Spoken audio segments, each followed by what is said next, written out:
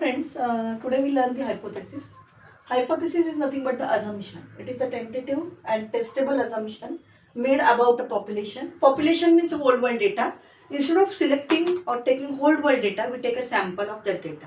Because for testing, whole data is not available or applicable. We cannot use whole data for the testing or its parameters. Some parameters of the population means some parameters of the whole data which can be verified using a sample data. So here words are population means it is a whole data, sample means it is a part of data.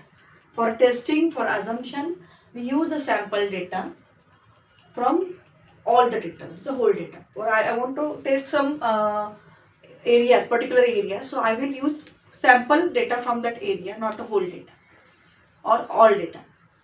So hypothesis is a tentative and testable assumption. It is testable and it is a tentative, it is not a permanent assumption.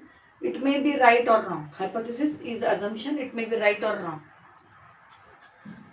So there are two types of hypothesis, null hypothesis and the alternative hypothesis or alternate hypothesis. Null hypothesis is a default hypothesis, it is a starting hypothesis. We assume a starting hypothesis, it is represented using symbol H0. It is a null hypothesis. For example, I assume that I want to calculate the performance of a particular student class. So my hypothesis is average marks of students are equal to 60. Equal to 60. This is my assumption. This is my null hypothesis. Again, T1 and T2 are the two teachers teaching the same subject. So I will assume that T1 and T2 are same. Means their result, their teaching is same. This is my null hypothesis. Alternative hypothesis is exactly opposite to the null hypothesis. When we reject the null hypothesis using some evidences or sample data, and then only we accept the alternate hypothesis. So at a time we accept only one hypothesis, either null hypothesis or alternate hypothesis. If we accept the null hypothesis, we do not go for the alternate hypothesis. But if I reject the null hypothesis, I will go for the alternate hypothesis. It is normally represented using symbol H1 or HA or HA like this. You can use any symbol for defining the alternate or alternative hypothesis. Example, we take same example. Suppose my null hypothesis is average marks of students are equal to 60. So instead of this equal to 60, I will use the symbol not equal to 60.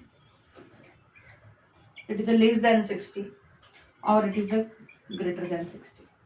So these symbols I will use in a alternate hypothesis, not equal to, less than, greater than symbols.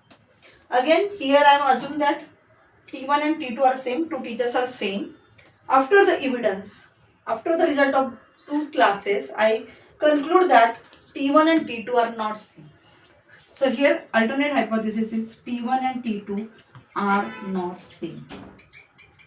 So for making any hypothesis testing, we first assume the null hypothesis and alternate hypothesis. We assume null hypothesis using symbol equal to, equal, same, and alternate hypothesis uses these three symbols, not equal to, less than, greater than, as per our problem statement.